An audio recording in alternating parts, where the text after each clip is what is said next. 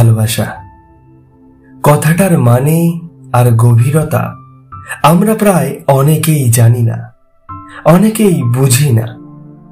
বোঝে সেই মানুষগুলো যারা তাদের ভালোবাসাকে হারিয়েছে। এই ভালোবাসা হারানোর মানুষগুলো হয় অবুঝ, সরল। আর এই মানুষগুলো আঘাত পায় তাদের কাছে যারা এই সরলতার সুযোগ নিয়ে চিরকাল পাশে থাকার মিথ্যে অঙ্গীকার দেখিয়ে তার দুঃসময় তার হাত ছেড়ে দেয়।